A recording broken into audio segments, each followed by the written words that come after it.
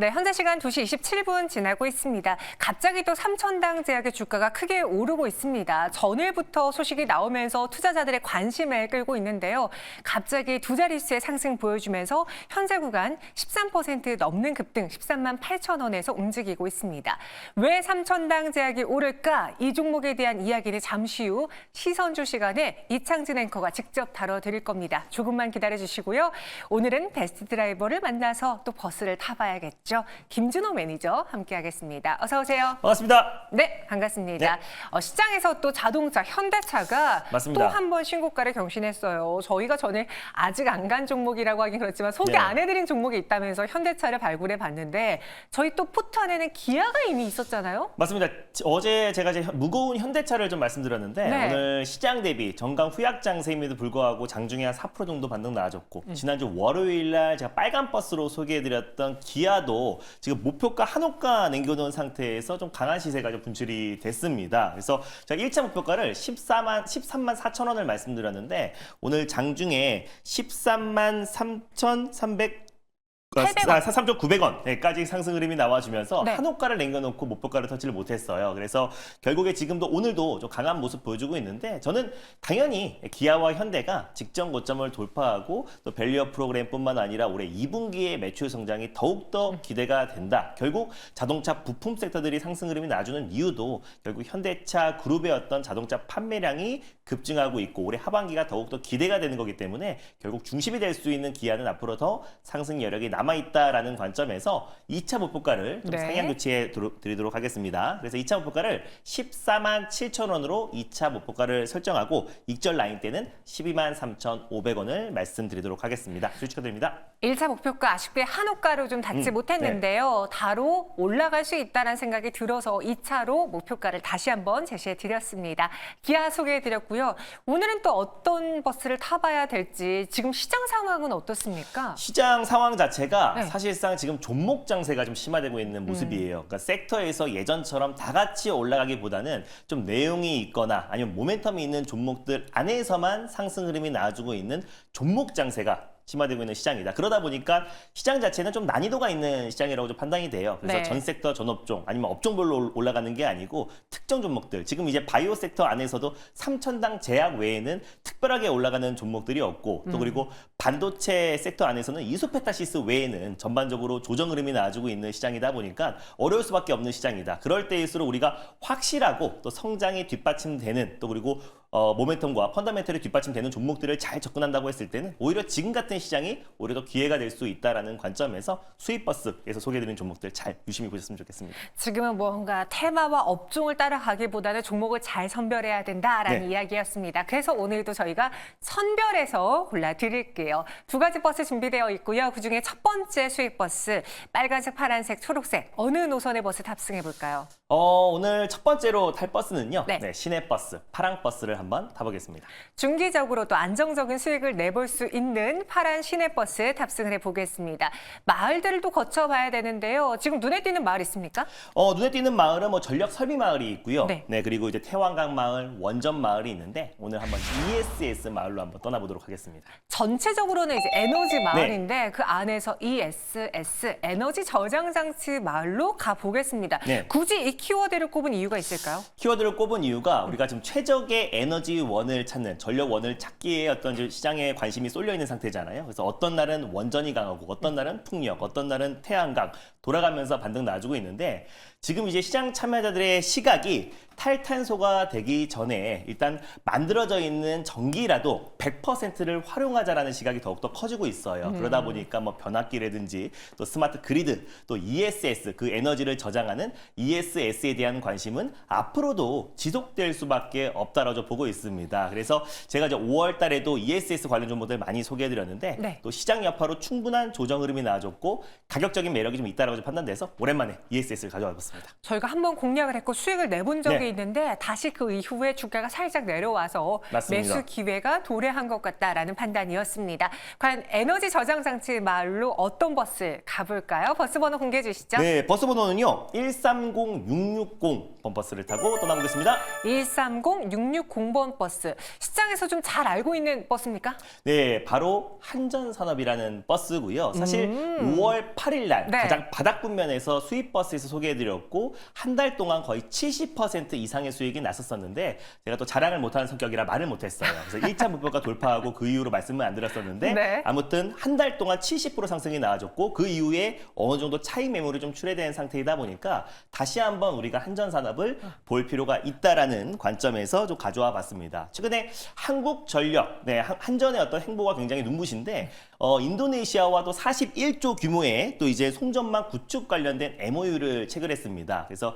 인도네시아의 어떤 많은 섬들이 있는데 그 섬들을 연결하는 초고압 진류 송전 HVDC 설치 사업 관련해서 MOU를 체결했다라는 거는 추후에 좀 구체적인 사안들이 밝혀졌을 때 다시 한번 관련 종목들이 크게 올라갈 수 있고 그때 한전산업이 가장 탄력적으로 움직였다라고 보시면 될 것 같고요. 네. 특히 이제 다음 달에 이제 체코 원전 수주 관련해서 우선 협상 대상자가 이제 발표가 됩니다. 그래서 정부뿐만 아니라 이제 한국수력 원자력에서도 지금 계속해서 또 지금 체코에 날아가서 지금 이제 관련된 높은 사람들과 계속해서 지금 업무 협약을 하고 있는 상태이기도 한데 네. 일단 지금 이제 한수원과 프랑스의 EDF 2파전이 지금 계속해서 이어지고 있다. 근데 이미 바라카 원전 수주를 했을 때도 우리가 한 차례 프랑스의 EDF를 꺾은 바가 있었어요. 그래서 우리가 경쟁력이 있는 게 가성비 쪽에서는 굉장히 압도적이다. 그래서 아랍에미리트의 그 폭염에도 불구하고 정해진 기간에 저렴한 가격으로 원전을 한번 성공했던 이력이 있기 때문에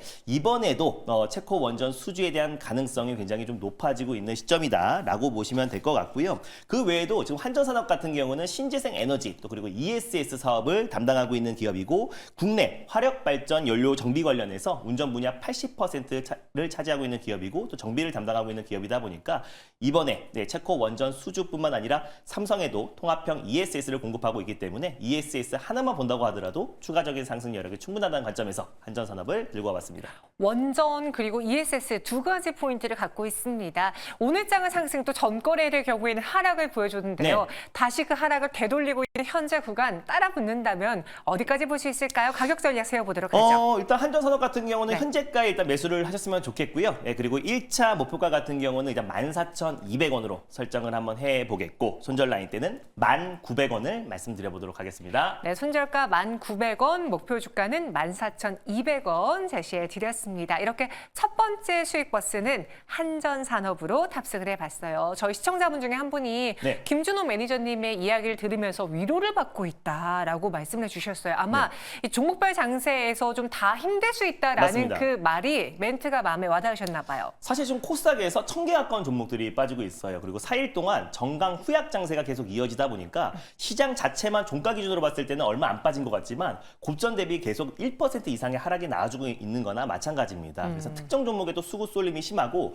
외국인이 수급이 유입된다고 하더라도 SK 하이닉스와 삼성전자 얘만 들어와주고 있는 상태다 보니까 지금은 사실 모두가 힘들 수밖에 없는 시장인데 이 구간만 잘 견딘다고 했을 때는 시장이 정상화되고 다시 한번 유동자금이 증시에 풀린다고 했을 때는 폭발적인 어떤 반등 흐름도 충분히 가능하니까 조금만 힘내시기 바랍니다. 네, 이럴 때는 이제 안전한 수익 버스로 여러분 네. 대피해 보세요. 모셔드리도록 하겠습니다. 두 번째 수익 버스도 공개해 볼게요. 이번에 빨간색, 파란색, 초록색 네. 어느 색의 버스 탑승해 볼까요? 그래서 이럴 때일수록 천천히 가자는 의미에서 최근에 빨간 버스를 많이 가져왔는데 네. 오늘도 한번 다시 가져와 봤습니다. 빨간 버스입니다. 요즘에 네. 빨간 버스 선택률이 높습니다. 장기적으로도 수익을 낼 수 있는 종목이에요. 어느 마을을 향해 가볼까요? 오늘 도심항공 모빌리티 마을도 있고요. 뭐 자율주행 마을 또 그리고 OTA 마을이 있는데 오늘은 SDV 마을로 떠나보도록 하겠습니다. 근데 이 SDV 마을하고 자율주행 마을을 분리를 하면 어떤 특징이 있을까요? 분리를 해야 되는 게 네. 사실 이제 모든 차종들이 소프트웨어화가 돼야 이제 OTA라는 서비스를 할 수가 있어요. 무선 업데이트인데요. 네. 우리가